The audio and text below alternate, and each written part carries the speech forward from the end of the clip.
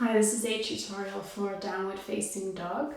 So many of you know that downward facing dog is one of the foundation postures that we use in yoga, particularly vinyasa and power ashtanga.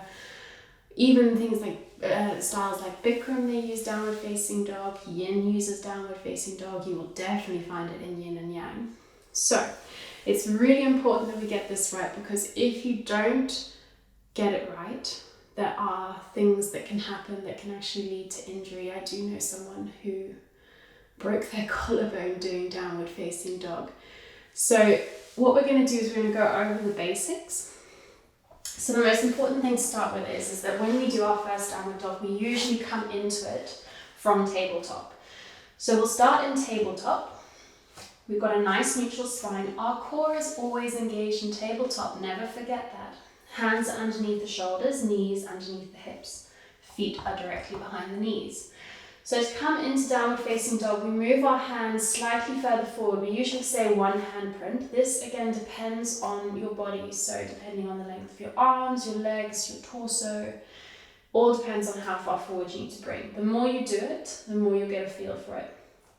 To start with, before we even lift up, make sure your fingers are spread nice and wide.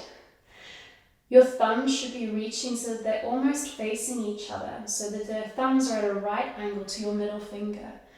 It feels uncomfortable to have your fingers spread so far. That's how you know that your fingers are spread wide enough, is that it feels uncomfortable.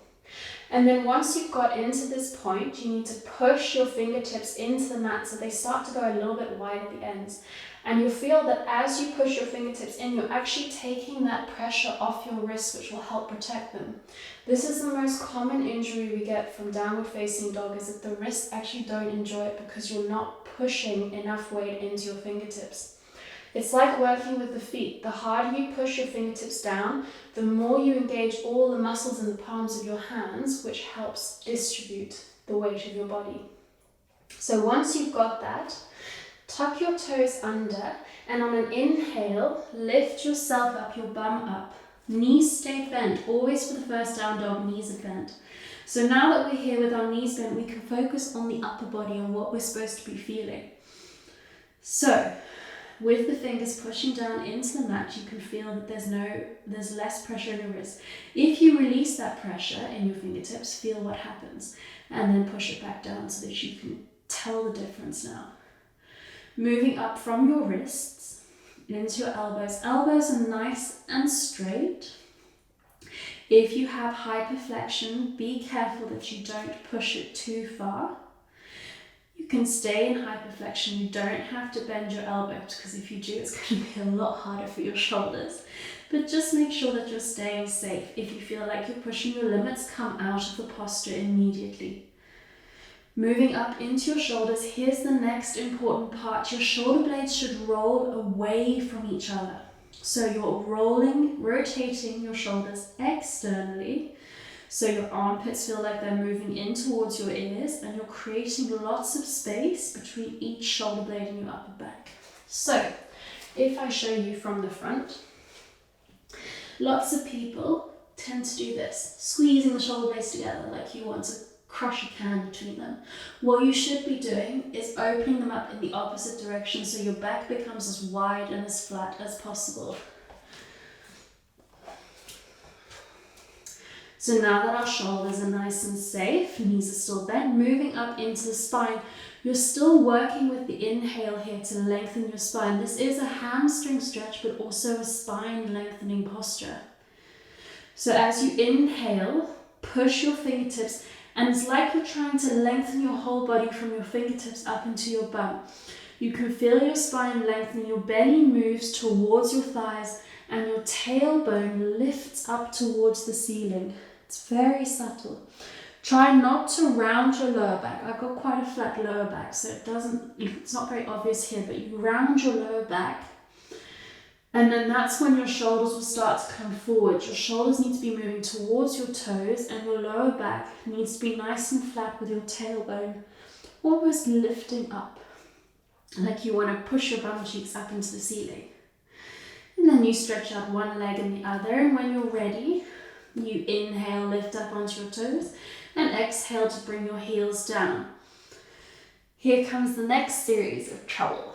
So when we bring our heels down and we straighten our legs, depending on how flexible you are in your hamstrings, your body might automatically bring itself forward because you can't keep your legs straight. Push your bum up as high as you need to bring your shoulders in line with your wrists and hips.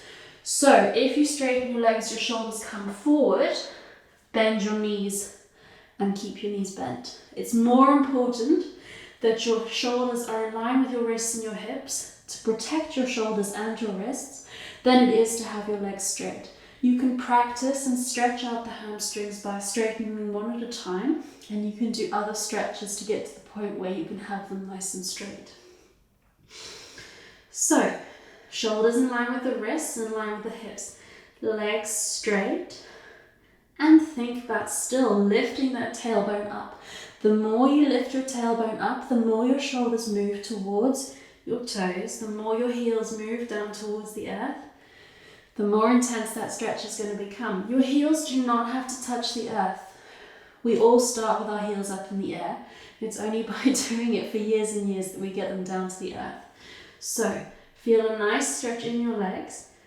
And now what we need to think about is we need to think about our feet. So our hands are pushing the weight of our body into our feet so that we've got about a 70-30 percentage.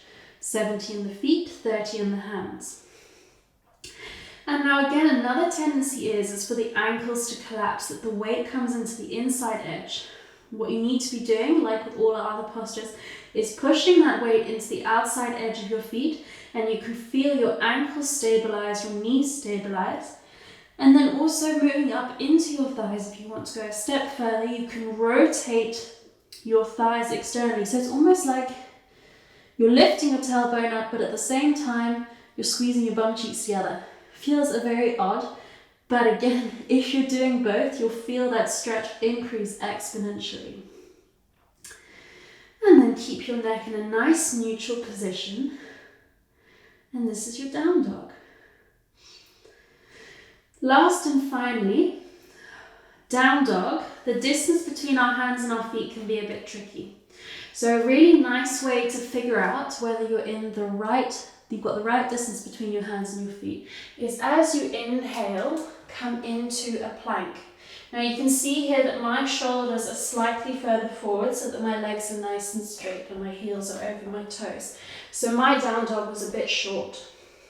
So bring your shoulders over your wrists and then move your feet back appropriately. And as you inhale, lift your bum up, and that is your downward facing dog. So you may find, this again depends on everyone, it's a really, really easy way to check the distance, but it doesn't work for everyone. So for me, my feet are too far away from my hands and I'm sliding, I can't get enough weight into my heels. So I do actually have to have a shorter downward facing dog than my plank. So adjust yourself, try these tricks, find what works for you. And then when you're done, exhale, bring your knees down, come into your child's pose. Bring your hands behind you this time so that you can relax your shoulders. And breathe.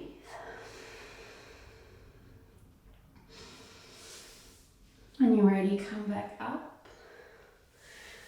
Try not to stay in downward facing dog as long as we just did, because it can get all the blood rushing to your head and you end up coming with a nice red tomato face. But I hope you found this tutorial helpful, and check out the other ones I've got online, and I hope to see you again soon. Bye.